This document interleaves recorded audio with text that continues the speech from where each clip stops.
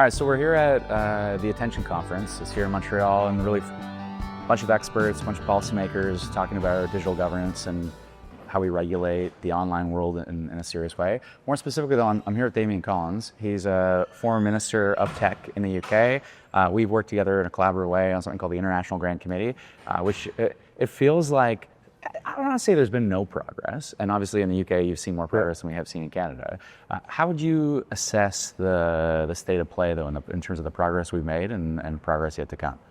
Yeah, the International Grant Committee, the first meeting was in London in autumn 2018, then in Ottawa the following year. A lot of legislation has been passed in that time, certainly in Europe. The UK has passed the Online Safety Act, and the work, certainly on the UK side of that work, the work we started in our sort of respective committee hearings and in the Grant Committee really led into that process directly. Europe has passed the Digital Services Act. There's been legislation in Australia.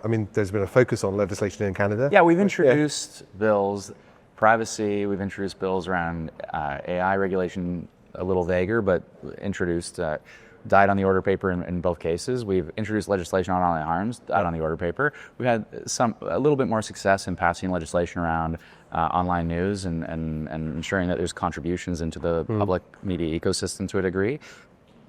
A little mixed, but some successes. A lot of progress still to realize, though. The lessons learned, so when it comes to the UK and online harms, we started with a bit of a whack-a-mole approach to content, not the right approach. We've moved more significantly towards a risk assessment model, duty of care model. That's really, I think, lessons learned from the work that you've done. Yeah. Walk us through, what is the Online Harms Act in the... Yeah, well, I think probably one of the, go back to your first question as well, one of the achievements, if you like, in the public debate, you could look at the legislation that's been passed, but say beyond that, have minds been changed about this? I think if you go back to 2018, not many people really understood the kind of systems effect of social media, the role it plays in amplifying content, that individual users don't have a huge amount of agency over what they see. It's largely an experience that's shaped and curated by the platforms, and that with access to the data that those platforms generate, you can externally game that experience for people. Now, I would say in policy world now, these ideas are pretty mainstream. The question is, what level of accountability should there be? And actually for the Online Safety Act, what it principally is a systems piece of regulation. It's not saying to the tech companies, every bad thing that's posted online you're responsible for and we will fine you. It's saying you show to us how you risk assess your platform, how you identify known harm, say like promoting content that might exacerbate depression and anxiety amongst teenage girls, could lead to loss of life and self-harm. You show us how you understand what that risk is, you mitigate it, how those systems work. Now, if you don't have robust systems or your systems fail, then we'll come after you, and we've got the right to come in and audit you and inspect you to make sure you're doing the right thing. So I think that kind of systems approach, which underpins the Online Safety Act, I think it really does come out of the work that we were doing 6-7 years ago, really looking at how you hold the platforms to account for what they're doing. And one of the lessons from that early period of understanding the way big tech works is, you can't rely on self-reporting, you can't rely on self-governance by the platforms, you have to have the ability to go in and check, otherwise you'll never know for sure. I remember the first meeting in London and the representative for Facebook, I don't want to say said flippantly, but it felt a little flippantly, said, if content doesn't cross that line into illegal content, but it's right up against that line, maybe we shouldn't promote it. And we were kind of, yes, obviously. Yeah, exactly right. Because most of what we're asking for is like minimal standards based on the law. And I think that was a kind of really important part of the way this worked, to say that we have laws that we've created in our countries. We understand what those laws are. We understand that inciting racial hatred is a bad thing. People go to prison for doing it. What we're saying to the platforms is the minimum safety threshold should be where the law sits, where the threshold for the law sits.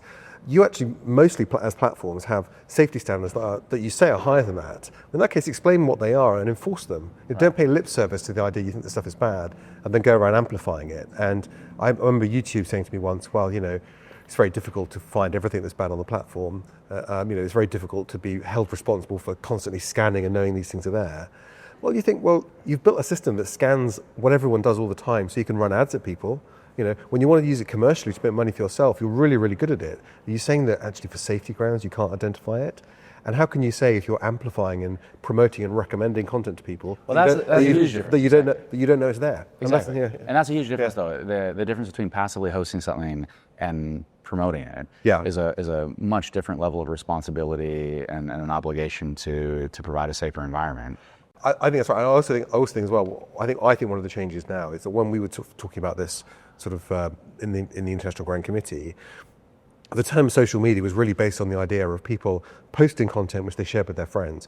I think the experience now is it's not really social media. It is personalized broadcasting. It is a channel of information which is being targeted at someone based on their data and their preferences, rather than something that's truly about social engagement and sharing. And it's interesting because in an offline context, you would have broadcasting standards. You would have an expectation that people will act responsibly if they have a certain reach.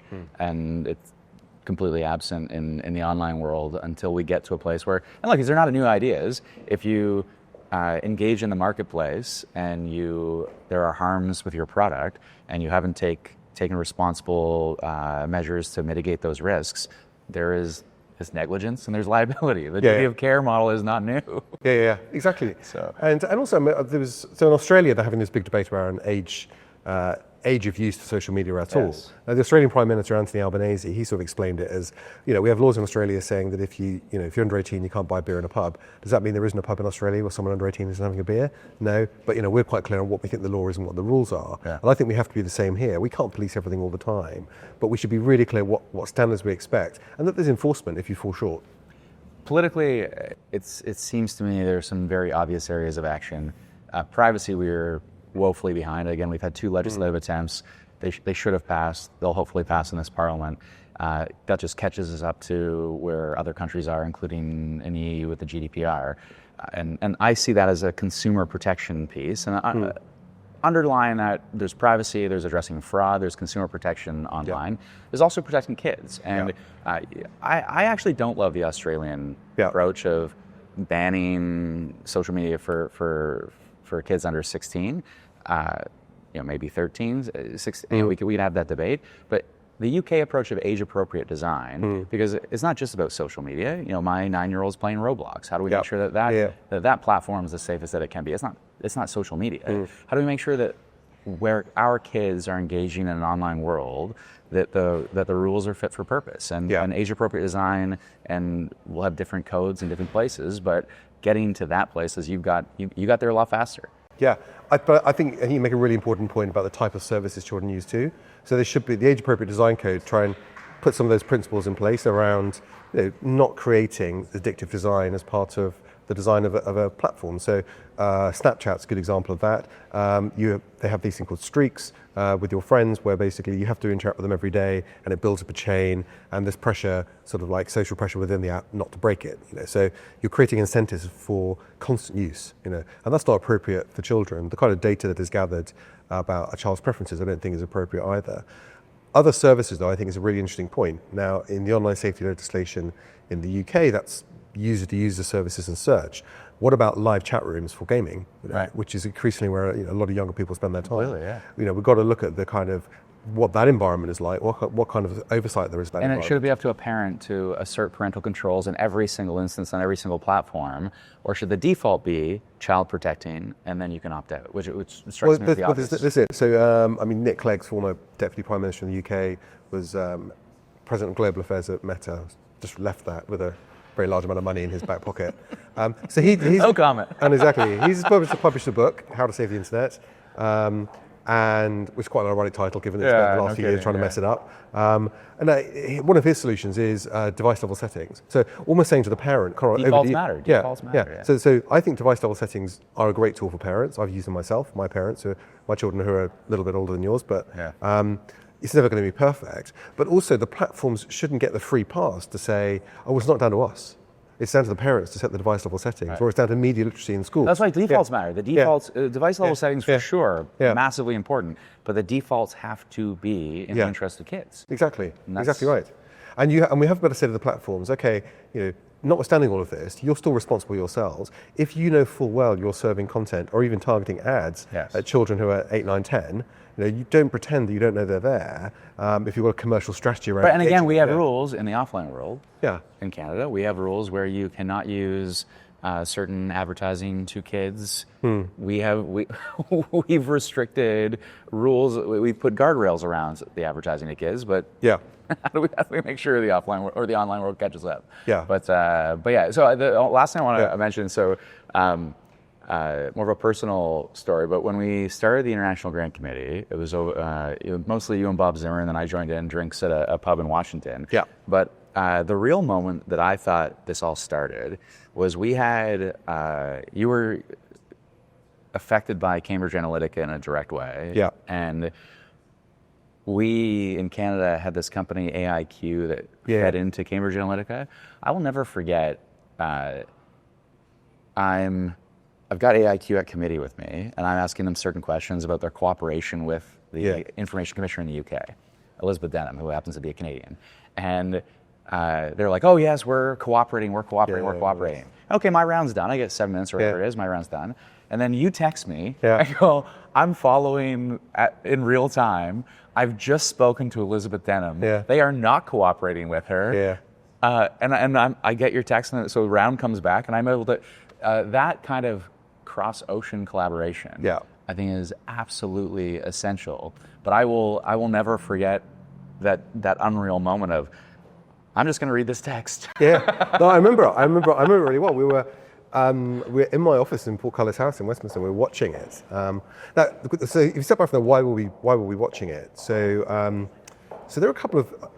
So first, we had an experience earlier that year where we held what was the first ever live committee hearing outside the UK, which we held in Washington. We thought we'd do for what was an investigation on disinformation and fake news, which we'd started. We'd been briefed a bit about Cambridge Analytica and that there might be a problem there, so we asked Facebook questions about it, and then the whole thing publicly exploded about 3 or 4 weeks later. So we're in that nice thing if you're in a committee inquiry where you're investigating something you think is important, and then all of a sudden it becomes a much bigger deal as an issue.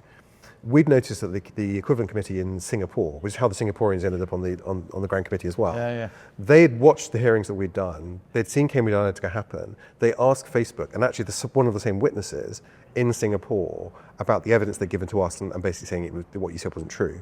So we thought this kind of really interesting, the idea that actually you use evidence in different jurisdictions.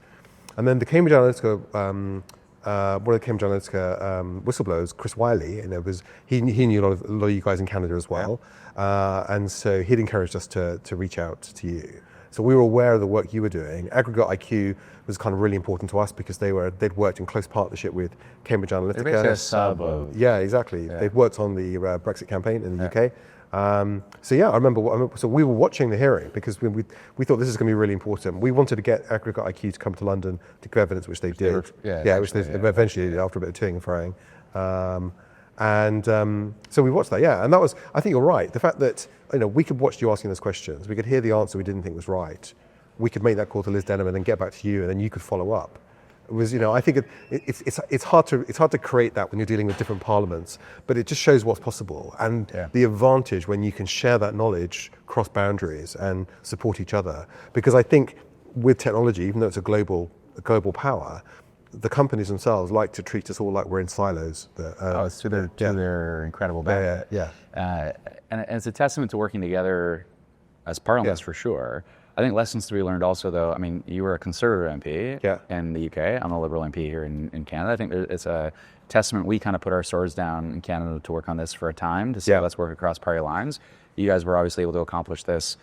I don't know if the legislation ultimately passed in unanimous fashion, but there was cross-party. There was no division. There was cross-party collaboration. I think if we really take that idea of working together seriously across oceans as parliaments, across party lines, one failing, I think, in some ways, is governments have failed to take that lesson, especially as middle powers, to say we are going to band together and have then a better ability to regulate, because they're not going to be able to divide and conquer in a way that if we take Online News Act in Canada, Meta blocked the sharing of links and the sharing of news.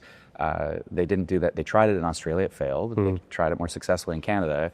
Had like-minded middle powers banded together, I think it would have been impossible for them to succeed. Yeah, no, and that's right. And actually, the experience of Australia and Canada was quite relevant in the UK. We passed the Digital Markets Competition and Consumers Act in 2024. That gives our regulator the power to create the equivalent of the news bargaining code for Australia and Canada. And so, and there was pressure in the UK to do that as part of a bigger piece of competition law, because we'd seen the impact it had had in Australia in particular, and that Canada was going to do it.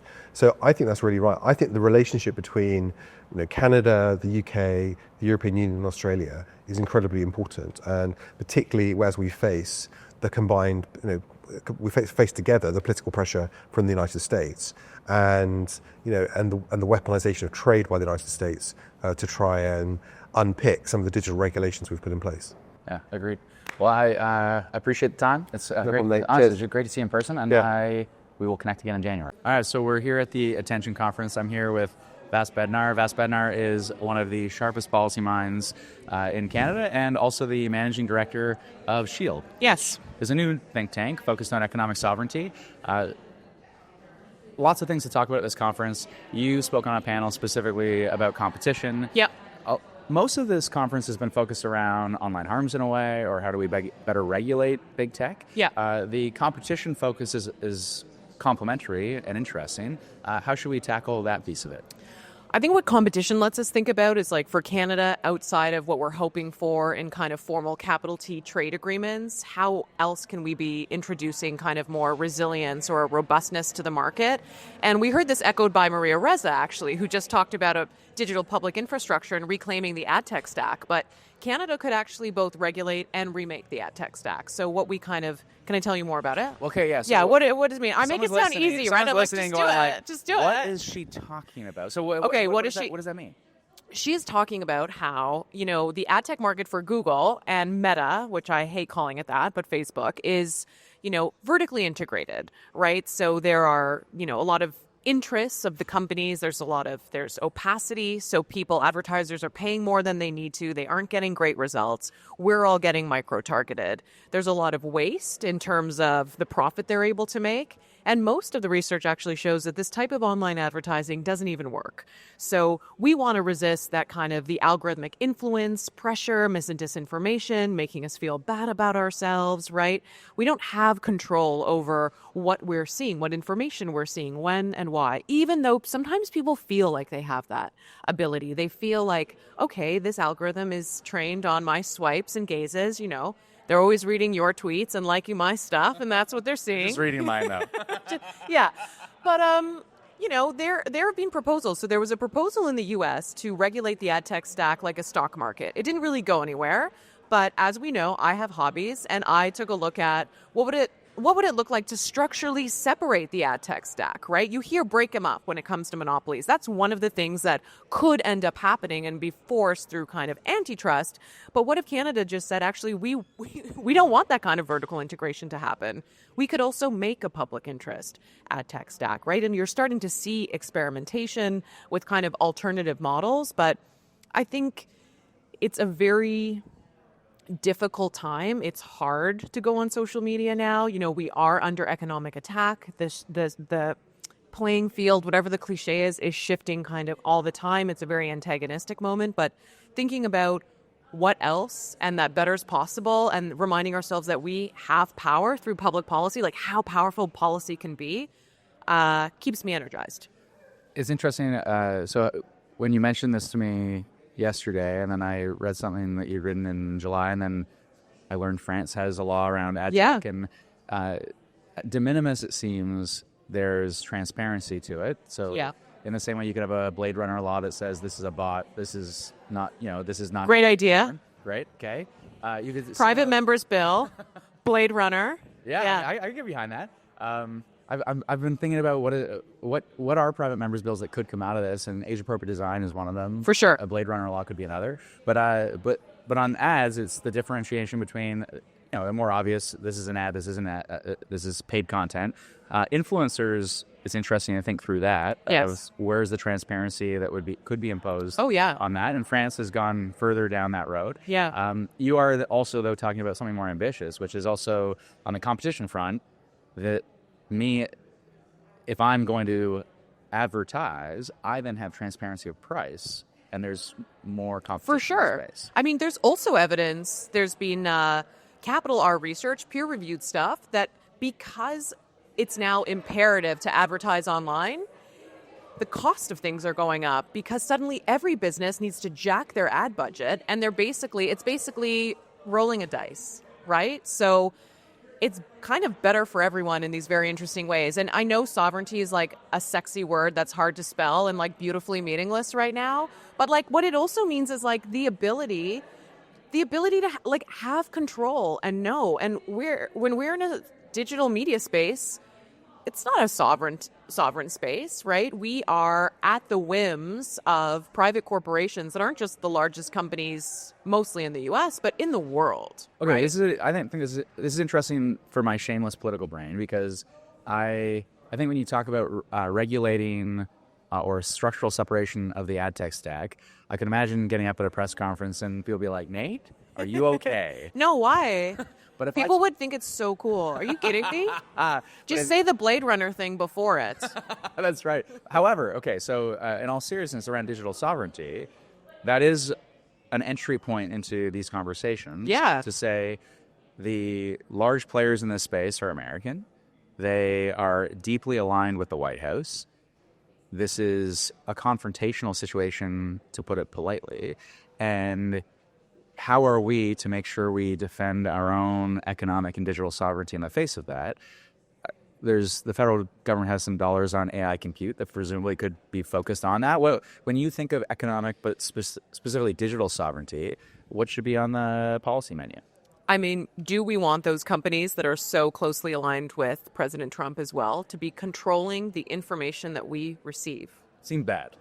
Seems bad. I gotta be honest. I think for a while we were kind of like, oh, we're getting so much value, and it's a little bit magic. We're all kind of seeing something that's fairly common, but we're seeing increasingly right, that we are immersed in very different online worlds, and that influences also what we think is normal, right? The baseline of kind of getting your finger on the pulse of Canada is actually harder and harder to do, because different versions of Canada are being presented to each of us that are actually indulging our preferences and reinforcing what we already think. We're not getting exposed to a variety of viewpoints, etc. We've seen since Facebook, Meta, stopped sharing news on their platform, actually a lot of news-like material is shared, and it tends to be very right-wing. And that has ramifications too, right? So it's really, I think, at the root of so many questions for us in terms of influence, strategic autonomy, and the future of news and information. And to be prescriptive, maybe not in a detailed way, but at a high level in terms of some solutions. I was speaking to an EU lawmaker yesterday and the EU obviously has been able to adopt far more laws in the digital space than we've been able to so far. But data localization as a piece of digital sovereignty, for sure, also enabling us to then better regulate companies because the data would be here. Is that more sensitive data is really on the policy agenda probably first, but other than data localization, what does that conversation around, here are some prescriptive policy solutions around digital sovereignty that we should be pursuing?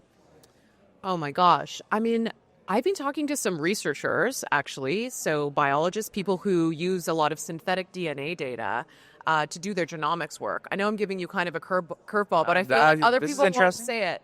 And they brought to my attention that actually most of the synthetic information that they use to kind of innovate on deep research is based in the U.S. And they're actually worried that it will either get tariffed or our access will get cut off. So I think a lot of the time when we've been speaking about trade, it's always, there's dollar figures, right? It's about the amount and what's tacked on. But our interdependence in terms of deep research. The anti-intellectualism that's dismantling and challenging universities in the U.S., dismantling the CDC, like we have to make that an opportunity for Canada. We have to push against that. We have to resist those forces spilling over here in dismantling the research institutions that we hold so dear, right? So that's like a small thing that I actually think is like quite interesting on digital sovereignty. Of course, people are talking about appropriately the right infrastructure, sovereign compute, capturing value from that, the right intellectual property frameworks. And I love that we're having those conversations, right? Because they're important and they're for Canada. But don't forget about the CBC, right? The CBC, we have it in Canada because of a sovereignty moment from long ago. But what is the opportunity or role of the CBC in that public interest ad tech stack? Could it be the presentation engine, neutral presentation engine for news that reflects our values, that shows you a variety of viewpoints, that is chronological, just something, right? Like, again, we don't have to take this algorithmic curation as something that's inevitable. You've got a beautiful Blue Jays hat on, just like we don't have to take algorithmic pricing or those shitty resale markets as, what needs to happen. That doesn't have to be the future. I like, at a minimum, I think the idea that we should be creative in our policy solutions, that certain things should not be off the table, that we should, in this moment, say, how do we ensure that I was just had this conversation with Damian Collins. How do we work with like-minded partners to improve our standing in negotiations, not only with the U.S., but with these companies as we try to regulate these spaces? There's some easy entry points on protecting kids and addressing some obvious harms like fraud. There are the bigger questions of, what does it look like to create economic resiliency? The government's talked about a defense industrial strategy. The government's talked about building homes. I don't know that we've painted that same picture and what it means, digital sovereignty and resilience in the digital space. It's an opportunity. I mean, exactly. It's an opportunity. There are certain. It's so delicate for Prime Minister Carney. I mean, kind of anything he does is going to be seen as, retaliatory to the U.S. There are a lot of governments in the EU that are explicitly moving away from Microsoft for their email client, etc. And I find that intriguing because it's like modest but meaningful, and I think it's actually easy to grab onto. That buy Canadian energy, no one's helping it go anywhere. So we've made this moment of economic nationalism kind of brutally consumerist. And it's about more than that. Yeah, well, but that's interesting, right? So we have this Buy Canadian proposal on federal procurement. Yeah. Okay, that's great at a high level. I think that's a really powerful thing. The federal government drives major dollars into all sorts of different spaces. What does it look like from a digital perspective? Exactly. And so let's be a bit more specific about how we are driving that change and what story we are telling Canadians about economic and digital resiliency. And are we ready to also sometimes pay a little bit more? Because I think part of, there's that... Canadians are. Well, there's that Treasury Board directive that it always goes to the cheapest provider. And one of the things I track over time, back to me having so many hobbies and being so fun at parties, is every February, March, this report comes out from the federal government of where all the ad spend went. And Facebook, right? TikTok, when we're trying to bring in a tech accountability agenda, there's a good argument that the government needs to be where people already are, of course. But do we need to pay for that? Do we need to boost that? Is that something? That is tough. I think it's my view is it's a combination. You do have to reach people where they're at. It's the same reason I think it's helpful for a liberal politician to go on a conservative platform sometimes. These are companies who sit with President Trump and on AI are explicitly pursuing dominance over us. Agree. So because it's digital, I think we don't take it as seriously as, back to the word war, right? Explicitly seeking AI dominance over us. Yeah. That really should, what does that mean, right? It's not just about, look, I think we've seen the power of like the platform economy, for better or for worse. The U.S. kind of wants to be the platform that everyone is paying rents to, right? In kind of all sorts of ways, digital and otherwise. But to do business with, to be participating on these platforms, I participate on some of them too, but like these are the bigger questions, right? And it strengthens our position, especially with something like the ad tech stack, instead of saying, we're going to take years and years with a Competition Bureau investigation or cross our fingers that something will happen through the FTC that's meaningful, we could say, we built a better one in the interest of Canadians. Right. And maybe you're not like forcing people to use it, but it's an alternative. Look at Gander, right? Gander trying to, build this alternative social media model. Better's possible, but we need to want it and support it and stimulate it. And worth trying new things. 100%. Yeah. And at a minimum, we should be looking at our federal ad spend and going, how do we ensure there is a Buy Canadian component of this in a very significant way? If it's not 100%, it better be a significant percentage regardless. Okay, so this conference aside, the think tank is new.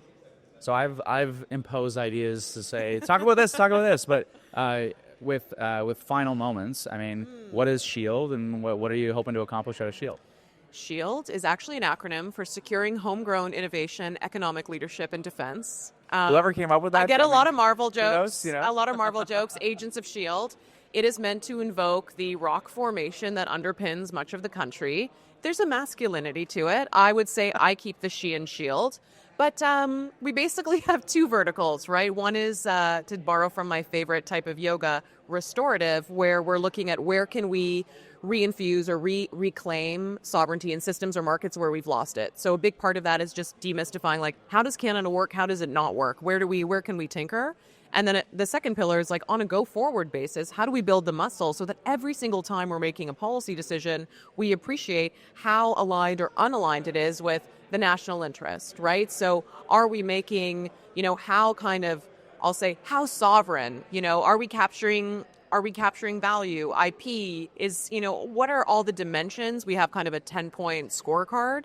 So we're trying to sort of demonstrate how to be a little bit more nuanced, thinking about the trade-offs in policy decisions, but also push people to get closer to better policy decisions, because that's also how you get sovereignty, right? It's not just about one trade deal. It's about systems and relentless incrementalism. And it's helpful. I mean, I think it's worth finishing just with it's helpful to have an organization with that explicit mandate to say, when government takes action, we are going to assess that action on whether it promotes our economic sovereignty, our resiliency as a country. Yeah. In this moment, it's hard to think of what would be more important than that kind of analysis. So trying to make it tangible.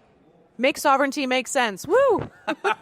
Thank you. Thank you. Here at the Attention Conference, I'm here with Imran Ahmed. He's the head of the Center for Countering Digital Hate. It's based in UK, EU, US. So for Canadians who are listening, how did you come to create this organization? What was the impetus for it? And what are you really focused on? So 2015 was the beginning of my sort of journey into this work. I used to work in the British Parliament as a special advisor to the Shadow Foreign Secretary. And we had a big debate in Parliament about whether or not we should join the US in military action against Islamic State in Syria. My boss argued in favor, and we won the vote. But the next day we received thousands of anti-Semitic emails, all with the same language. Our phone rang off the hook for months with people screaming at us about Jews. And we were like, something is deeply wrong here. Like, how are people connecting this? And what I started doing was going down the rabbit hole of looking at Facebook groups where anti-Semites were organizing people to harass members of parliament, try and influence policy using abuse and disinformation as well. A few months later, I was then transferred to go and work on the referendum, the EU referendum, the Brexit referendum. So, spoiler alert, we lost on the Remain side for the Labour Party. And we saw a massive prevalence of conspiracy theories about election rigging, about how the EU was trying to import Muslims and blacks to destroy the white race. And it was coming up on the doorstep. And we were like, this doesn't happen in Britain. Like, we're a sane country, right? And then a week before the referendum, some guy who had listened to all these conspiracy theories and believed that the Labour Party was trying to destroy the white race in Britain took a homemade firearm and a hunting knife and attacked and killed my colleague, Jo Cox, who was a 41-year-old mother of two and a brilliant MP. And I just couldn't get this question out of my head. Given that we thought the online world was different from the offline world, like it was separate, this is 2016. Yep. How can someone be so filled actively filled with lies and hate, that they would think it was okay to murder a young woman in cold blood on the streets of her constituency. And that's what got me into this work. The answer to, over time, what I realized was the answer was a combination of bad actors and bad platforms, algorithms that bathe people in lies and hate until they start to believe that this is completely normal. And how that was not only having an effect at an individual psychological level, but at a societal level as well. And then as we became more public with our findings, people kind of came along and said, hey, my kids have got a problem with eating disorders, and I think it's social media related. And then it just grew and grew and grew. And we've now become the biggest sort of organization specifically working on tech accountability, specifically working on it in the world. It's interesting that you go from on the one extreme, but unfortunately not as uncommon as one would like, where there's violence involved and there's criminal actions involved. And then I remember being in the UK, or in the EU, I should say, after the Brexit vote, and the EU officials were explaining sort of what had happened from their perspective. And one example that they provided was there was a town in Wales, I'm forgetting the name of the town, but it had received more support financially from the EU than any other town in anywhere else in the UK, and they voted overwhelmingly to leave. And the incompatibility of those two ideas was a consequence of the misinformation, the anti-immigrant rhetoric, the misinformation of the Brexit campaign. And so you see it on a horribly tragic, violent scale. You also see it just at a broader. There are major ramifications for all of us as a consequence of some of these decisions and the misinformation that feeds into these decisions. How do you, given that challenge exists in so many different places and has so many different effects, how do you as an organization confront it? So we have three parts to what our work. The first part is transparency. So these are some of the most opaque and difficult to understand platforms on the planet. They make their algorithms, they make their rules really difficult to understand. But we have, great data scientists and researchers who go and do that hard work of proving that. For example, on TikTok, if you open an account as a 13-year-old girl, within 2.6 minutes, you're getting self-harm content. Within 8 minutes, eating disorder content every 39 seconds in your first half hour. And if you show a sign of vulnerability, they give you 12 times as much self-harm content. So we do that data work, right? And that's painstaking and complex, but it helps people to understand what we're dealing with. So that's the first thing. The second thing is we don't then go and get that information out through the media to the public, because the public need to know. The one thing that hits me as a parent is how clueless you are about all the different things that you got to do about the world around you. And so our first job is telling other people like me, this is what might happen. It's telling lawmakers, it's telling journalists. And the final thing is then advocating for change. Look, the system as it exists now, we all love social media to an extent. I mean, I like my Instagram account where I go and I lurk and follow a few things, and I love YouTube. I used Facebook a lot in the pandemic because I was in America and all my friends and my family, people I love, are in England. And so to communicate with them. But we all know there's some problems with it. And so what we want to do is keep the social and economic potential of technology, of social media and AI going, and deal with the problems. But the problem is that these companies do not want to accept that the problems exist. They deny, they deflect, they delay, they throw dollars to try and avoid responsibility. And then even when the problems are identified, they are taking insufficiently strong action to stop these negative effects from coming out. So we help people to work out what can you do. And I was the first witness for the UK's Online Safety Act that became law 2 years ago. We work in Brussels on the Digital Services Act. I work in America, and Here's something that Canadians should be ashamed about. Even America is further along on protecting the public from some of the harms of social media than Canada is right now. Your privacy law is 30 years out of date, and you've got nothing on online safety.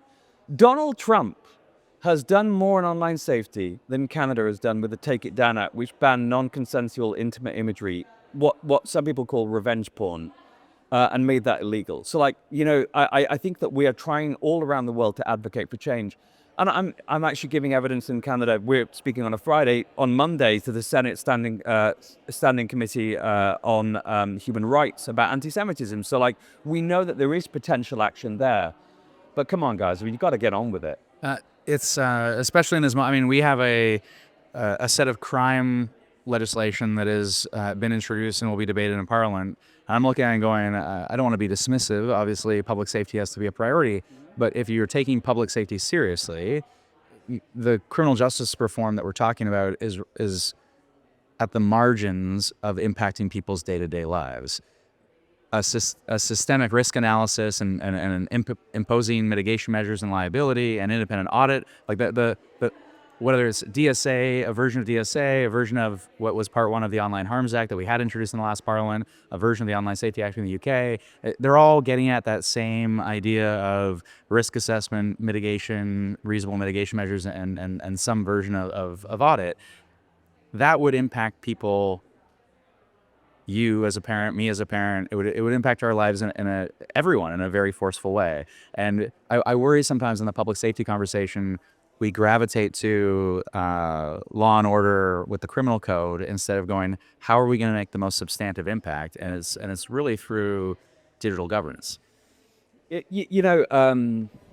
Tony Blair was like one of the most famous British prime ministers, and people have very strong opinions of him now. But when he became prime minister, before he became prime minister, when he was Shadow Home Affairs Secretary in the UK, he came up with this formulation: tough on crime, tough on the causes of crime. And it's the causes of crime that he was thinking about. Social deprivation, he was thinking about poor educational outcomes. So, part of his agenda was things like ensuring that every infant has pre-infant intellectual enrichment programs, to help them, because it has the best correlation to like college outcomes and criminal behavior and everything else later on in life. So like, they thought really hard about it. I was on the task force for the Commission for Countering Extremism under a different government, under the Theresa May government, so a Conservative Prime Minister, where they were trying to work out what are the things that's driving the changes and the scale of extremism in Britain today. And they were thinking really hard about the information ecosystem, about how that was being distorted by algorithms, by commercial imperatives in social media platforms. So there are people who've thought about that. And I think that if you are really going to be tough on, extremism, crime, fraud, mental health on kids, you've got to first of all provide that acute care, but then you've got to work out what's driving it.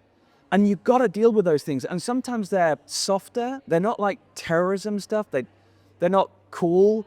Like they're patient, slow, hard work. And sometimes that's about regulating industries. If we were going to deal with obesity, for example, we're going to have to deal with the way that our food industry works. If we're going to deal with extremism, or if we're going to deal with mental health, we've got to deal with the way that our knowledge. Yeah, the information ecosystem. That's central to it. So you are add to this as necessary. In the Canadian context, we had a privacy bill. It's down on the order paper twice. We've got to make sure that it's fit for purpose, and we got to get it passed.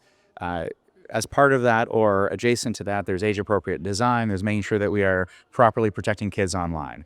You've got additional knock-on considerations around AI. We had a very vague AI bill that's going to have to be revisited and make sure that that regulatory space is also protecting people. Fraud is a very obvious example, but also that it is creating a sandbox for innovation and some certainty on that front. Then you need some version of, whether it's part one of the Online Harms Act, exactly as it was introduced in the last Parliament, but you need, again, that risk assessment, reasonable mitigation, independent audit, and that duty of care sort of model. Does that get us to where we need to get? I think it does. And look, technology is evolving all the time. Like when we started working on the Online Safety Act in the UK in 2019, there was no such thing as generative AI. It certainly wasn't like publicly known. It wasn't publicly available. You didn't have chat bots. You didn't have you didn't have mainstream companies producing porn bots. So technology evolves, which is cool. Like, new tech is great. We used generative AI internally at CCDH for productivity in a profound way. Everyone has access to a full ChatGPT subscription. But you then have to sort of iterate on the model. And the other thing is that when you're regulating new technology, it's kind of scary to do, because like I was talking to the minister who introduced it in the UK yesterday. We were having breakfast, and he was telling me like, actually, we knew that we were breaking new ground. So it is kind of scary. It's like it's Less scary in Canada though, because there are so many jurisdictions to learn from here. But if you screw up, you iterate on it. You Yes, change it, yes. right? And that's how confident policy making is, how confident government works, is that people don't elect politicians to look at the problem. They elect them to do something about it. And so action is the key. And I keep saying to politicians I deal with, whether it's right or left, like, you will be rewarded for having the confidence to take action on behalf of your country. And your country is ambitious. It's full of people who want a better Canada, a better Britain, a better America, a better France, Germany, wherever else. And so, like, let's deliver that for them. And acting is the only way to do it. Sitting back and kind of going, man, things are bad. It's a good place to close, because when I had Taylor on the podcast, I want to say like a month or so ago, I sort of said to him, it feels like deja vu all over again. We just keep we've had these conversations, we've had these consultative processes, we've got even legislation that's been on the books. We just have to get the thing done. So a good place to close. Action now more than ever, and appreciate the time. Back at the Attention Conference, we've got Aengus Bridgman, who's at the Center for Media, Technology and Democracy, specifically the director of the Media Ecosystem Observatory. That's right. I got it all right. So for those who are less familiar, you're part of the fight against disinformation, doing a ton of research, and really interesting to have a conversation about the work that you are doing on that front. So what's a slice of that work? So disinformation is a part of what we do, and is sort of the impetus for a lot of this work. I think coming out of 2016, people know Brexit, the US election, the Russian disinformation around that. And we've just kind of seen the problem of misinformation escalate over the past 10 years to the point where now Canadians really know about it, right? And think about foreign interference on a regular basis, are really concerned about China, India, Russia, and also the United States. So that provided really the backdrop for this research. But as sort of time has evolved and we've been working on this issue, for me, it's really about trying to talk about information integrity in the system. Disinformation is part of that. But actually fake news or deep fakes, that's a small part of what you encounter in your day-to-day life. Actually, what you're going to be encountering is algorithmic curation of content directly to you. And those choices that go into that, what gets content, what gets seen, what gets engaged with, and all of that pattern ends up actually mattering, I think, a lot more than any of that sort of manipulation from a state or somebody intentionally trying to lie to you. It's all of those consistent day in, day out interactions. And so that's really what we try to study. So we've done a lot of work on election integrity, but other examples might be, Meta blocked news on their platform. How does that change the ecosystem? How does it change the way news organizations engage on social, and how does it change how Canadians are reading and consuming the news? And so those are also questions. And are there, let's start with the findings. I mean, you've done a lot of research, still ongoing, but are there particular findings that you would say people may be surprised about, or you'd want people to know? Yeah, it's sort of hard to start, but let's say the Meta news ban. This is sort of the big one, or one of the big ones. We released a report last year showing that on average per day, there were about 11 million fewer news stories being read. 11 million. It's an astonishing number in the Canadian context. And that's because a lot of outlets were using Meta to distribute their content. So that's kind of one example. Another really good example is, so we looked at the changing composition of X. So it's moved to the right. Everyone kind of has this sense that platform has changed in a material way. And we really looked at that. And ideologically, how is the composition? How is politician engagement on that platform and engagement of Canadians? And what we saw is, in sort of a 1 year time frame, about a fifth of Canadians who were not on the right, who were on that platform, left the platform in about a 1 year time span. And engagement with conservative content relative to other platforms went up by about 50%. So this wasn't an artifact of increasing conservative popularity, which was occurring at the time too. These were the days when Pierre Poilievre, looked unstoppable going into the next election, and we saw that there was a modest increase in engagement on other platforms, but it was really on X where all of that stuff was being concentrated, and that really occurred post-Musk. And so these are some of the dynamics that matter enormously when you talk about X as sort of the central point. That report also looked at the migration of many Liberal members of Parliament to Blue Sky. Sort of we saw this last election, that was the first time where I think the final number was something like 18% of Liberal candidates had Blue Sky platforms. So we look at that and we say, okay, so what does that mean for how people engage and understand the political world?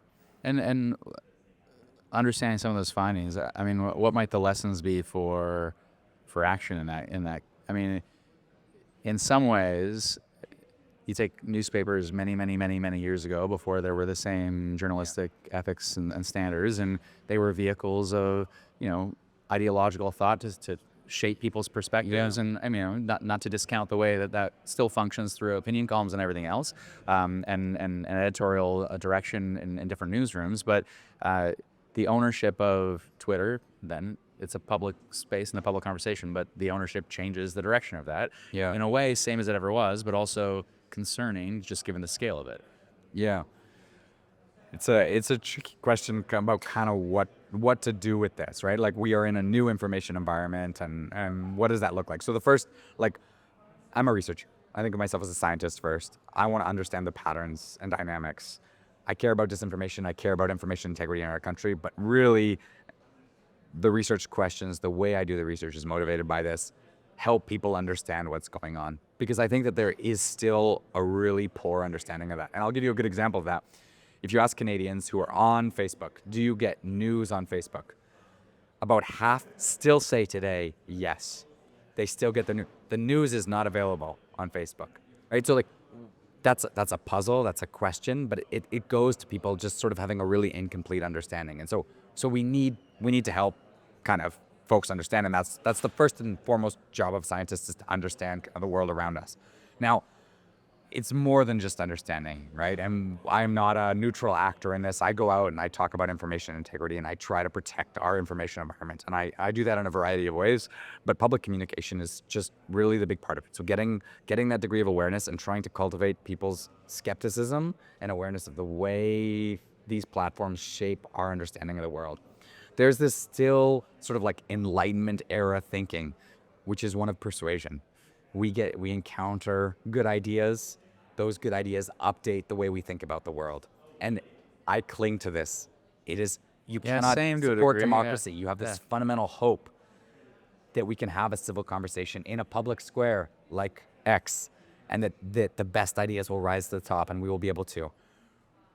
I still hope that one day we will return to a world like that. But what I can say pretty definitively is today we're not in that world. We're not in a public square that is neutral, that allows those best ideas to surface. In fact, we're really in the opposite, where the best ideas do not surface. The most nuanced takes, the most context-rich ideas, they don't surface. What surfaces is the exact opposite of that. And that's a design choice. That's decision by platforms, but also by consumers. Yeah. Right? Also by people, where they go, okay, this is the type of content I want to engage with. And so, yes, this is a little bit like eat your vegetables. Like, it's a hard conversation to have, but this space is not neutral, and citizens have a role to play, but also governments, also researchers, to sort of say, actually, the attention, this conference is about govern or be governed. There is space to govern. There is space to talk about how we can have a healthier information environment. And right now we're really very from that. And if we do the things when it comes to, I mean, I've talked with other folks at this conference around privacy rules, around protecting kids online, around making sure we have some version of the online harms and duty of care, and shifting sort of the systemic approach to how companies look at this. At the end, to your point about, the marketplace of ideas, really, and things are maybe tilted, but there's not to take us so far afield, but there's an old John Quincy Adams speech around rhetoric and oratory. And at some point, it's like, if the other guys are good at it, you got to be good at this too. It's got to, and so in engaging online, whether it's digital, whether how we share ideas, and you've got your long form, you've got your short form, and how you shape the discourse. We've got to, I think you're right, make sure there's information integrity, make sure people understand, this is a bot, or it's a real person, or this is coming from an entirely fake news source, and there's research that underpins that. There's a way we can support integrity of the information ecosystem. At some point, also, you need people to just say, and we're going to engage and win. in that marketplace of ideas. But we're far away from. No. So democracy, everyone benefits when there's a rich marketplace of ideas. Everyone. Nobody wants massive scale manipulation. I mean, unless, right, like you want to undermine democracy. So how do we get to that, right? And I think you're right in that part of getting to that is figuring out a way for a variety of political perspectives to thrive in these environments. And it is not an even playing field at the moment. And I think there's a variety of reasons for that. But realistically, the right in Canada, but particularly in the United States, has mobilized in social spaces much earlier and much better. And they have been working at it for many, many years. And in some ways, it's sort of an evolution from radio and feeling a little bit underground, feeling a little bit. So right now, the playing field is absolutely not equal. In Canada, in terms of right-wing versus left-wing engagement online, it's not even close. Globally, it's not even close. There is not this... The empirical reality is not right-wing voices are persecuted in online spaces. That is absolutely not. They thrive in a way that left-wing voices don't. And I think everyone benefits if there is a degree of a variety of ideas, a pluralistic space online. And one of the things that I'm really saying is that right now we actually don't have that space. That is not... If you go on X today and you post something, like the playing field is not even. And it's for a variety of reasons. But what we would like to have, really, what everyone would benefit from would be a freer and fairer marketplace of ideas. And I'm not sure X is the right place to have that happen in its current form. I'm not sure Facebook is the right place to have that happen. They've blocked news. They've repeatedly demonstrated. So one of the themes that's come out of this Dollars come conference, before democracy, which makes dollars a pretty come broad public space. Yeah. Exactly. Now, look, I also want to say, like, maybe TikTok or Instagram, like maybe there are some other places where these conversations can roll out. But ultimately today, our information environment is not particularly at the service of democracy. Just in general, I would say that is, and I'm very happy to talk to anyone and list all of the ways in which I think that's true. So it's incumbent on us now to say, okay, we'd like it to be. What are the concrete steps that we can take? And it does start to a certain extent with saying, this is the least regulated industry. This is an industry that has the most freedom. There are certain things that maybe some principles we want to say, okay, these actually do need to be respected. And one of them is potentially political equality in the spaces. We talking with Damian earlier, just the use of broadcasting standards that would have applied to people with significant reach, and there's an ethics to journalism. I mean, the influencer question is just is an enormous one. Our reports show that influencers are now the majority of online content. This wasn't true in 2021 or 2019, where actually politicians, news outlets, and journalists were it was a nice split. Yeah, you had a lot. Now influencers have moved very far ahead. Influencers have enormous reach. They get money very often. They do sponsorships. They sell products. And they operate in this space that is completely divorced from the spirit of election law, right? In terms of the money allowed to be spent, the disclosures. Now, that's a tricky conversation to have, but I think there was the Tenet Media scandal last year, sort of six influencers being paid by Russia. Lauren Southern went and testified before the House. Sort of. Sort of. Well, no, she was much better than Lauren Chan, who said absolutely nothing. But Lauren Southern said this amazing thing: "I'm an underfunded media organization." Yeah, that's what she said. I think it was a woman-led, underfunded media organization. Yeah. That's awesome, Lauren Southern. You are a media organization. Good. Let's not pretend Lauren Southern is just some person. That is an entity that has a corporate entity and is engaged in the information environment, and it should be subject to exactly the same rules and laws as everyone else, and they're not right now, and that's a dangerous And where certain influencers or certain underfunded media companies receive their dollars and cents from certain actors, whether foreign, domestic, there should be a transparency. Yeah, let's start with some transparency. Right. I think generally in the information environment, starting with some transparency goes a very long way. So my last question is just around, you mentioned a couple of times you started this work in 2016. You have seen things move quite quickly in many ways. The information environment has changed rapidly. I mean, when you started in 2016, did you imagine a world where you open up your feed and the President of the United States is posting an AI-generated video of dropping shit on American cities. I mean, like, it's just it's such an unreal place to work, and what you're doing now seems. How do you even grapple with that? The acceleration has been remarkable in terms of the tactics, the tools, the ability for people to manipulate, the ability for people to engage in, like, so there's the norm question there. No, I would never have thought about that norm, just the quality of politics descending to that. The of the norm. No, absolutely. But in terms of like, it's hard to anticipate generative AI, but our current information environment, in many ways, if we take the AI question aside, which it does matter, is very similar. There is the same dynamics. And actually, if anything, there's been 9 years of effort of really trying to rein this in. And there were some successes. DMA and DSA in Europe are still there as sort of the flagship efforts.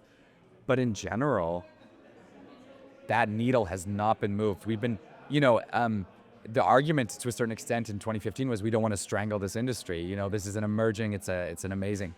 Today we're having the same conversation about AI companies and social media companies. Oh yeah, we want them to be competitive. Otherwise China, we don't want, like, okay, at a certain point you say, actually, this industry is mature. It is by far the biggest player. Globally, it is the most impactful. And we haven't talked about this a lot, but like the danger in previous years was state capture. So companies would capture the state and be able to dictate policy that would be a benefit to them. And we saw the breakup of large monopolies in the past. What we're dealing with today is where there's state capture, but also citizen capture. And citizen capture here means people rely on these platforms for their day-to-day life in a way that makes them very reluctant for any government intervention. So we saw this with TikTok getting blocked for a week in the United States, where many people said, actually, TikTok, to me, to my day-to-day, is more important than my government. And this is the value that this company brings to my life is greater than the value of government. And reminding people that that's an insane statement, because we live in a society where there are roads and buses and healthcare, and yes, your entertainment is important, your cultural connections are important, but we live in a society, and that society is underpinned by something greater than TikTok. But you mentioned cultural connections, and but I would add, I just was speaking to high school students, and I said, put up your hand if you read a newspaper. Not a single hand. Yeah, Where do you get your news? And it's they don't get it from Facebook, obviously, where they're getting it from mostly TikTok, in terms of whatever that news looks like. And so, if that is your connection to the world beyond your friends and your family, and that's you're going to put up your hand and go, I want that to continue. That is valuable, and that's great.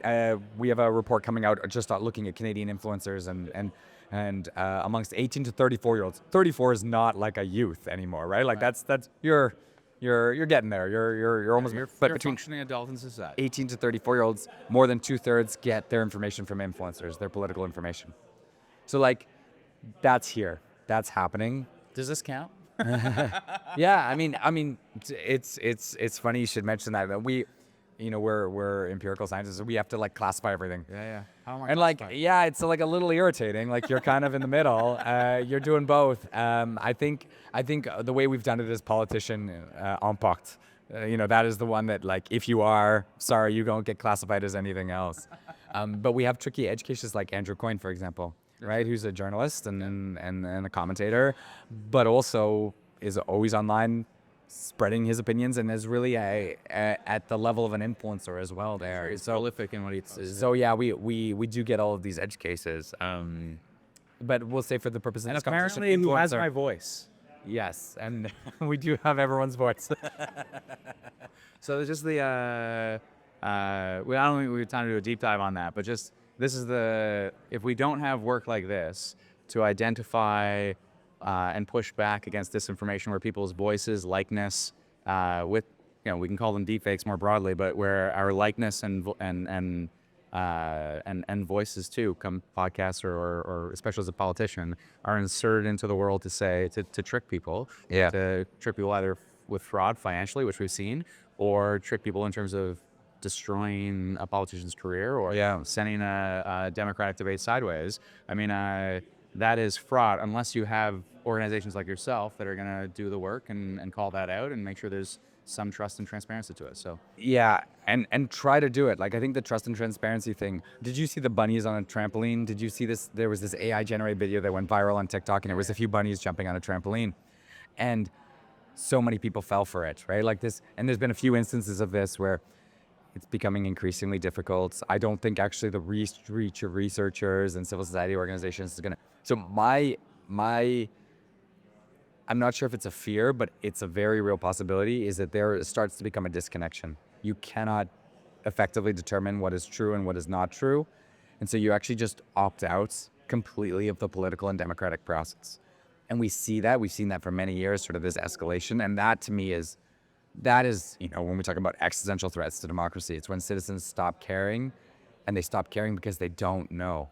Like, how can you, so if I make a deep fake of you saying something, and I pay for 10,000 bots at 20 cents a pop, and I put them up all online, and I amplify it, and enough people see it, and then somebody finds out it's fake, they go, you know what, I have no idea what to trust anymore. I can't. especially you add that into an environment where there's already such distrust politically, where, oh, if my team did it, it's okay, but if the other team did it, it's terrible.